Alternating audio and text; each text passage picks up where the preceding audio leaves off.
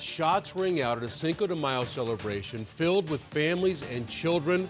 There were multiple shooters and 9 people shot at least, some of them with very serious injuries.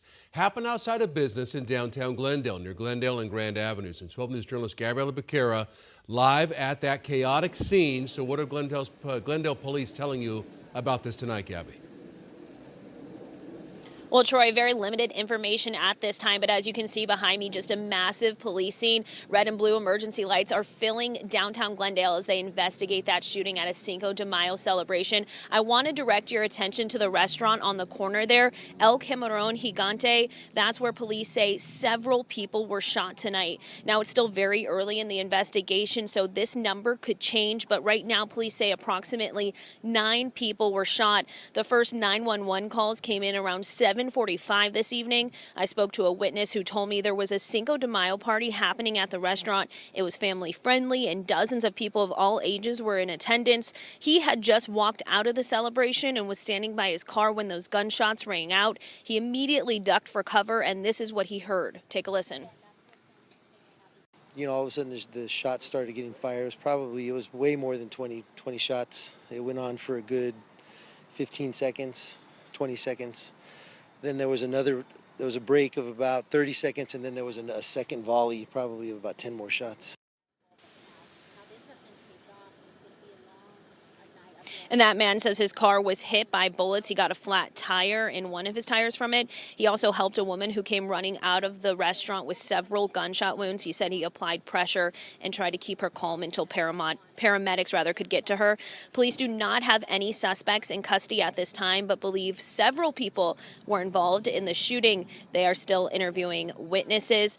Now, as you can see, this area is just taped off, a massive police presence, but they're telling us it is not believed to be a danger to the public at this time.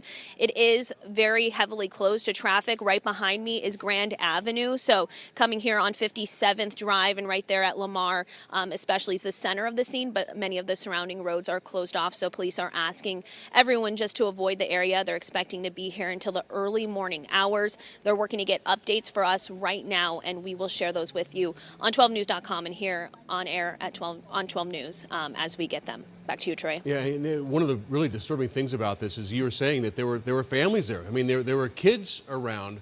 Do we know anything about the victims at all? I know there's still a lot going on.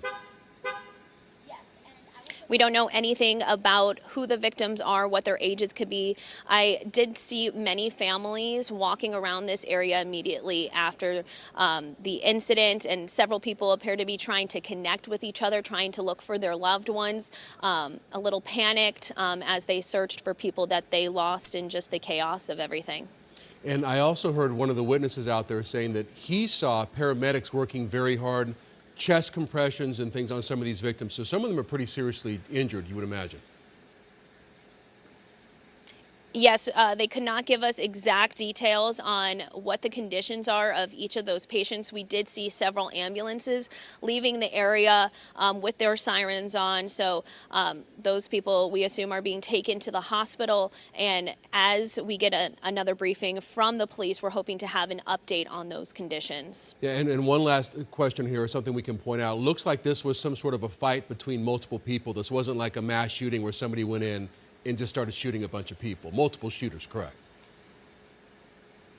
That's what it sounds like. The gentleman you heard from just a few moments ago, I asked him if he heard any fighting just before the incident. He said he didn't hear anything specific, but he attends these events frequently, and they've known to get sometimes a little heated. The police did tell us they believe there is possibly more than one shooter in this situation. So again, they're working to get more information, and we'll share those details with you when we have them. All right, Gabriela, thank you very much. If we get those details within this newscast, we will bring them to you. Thank you.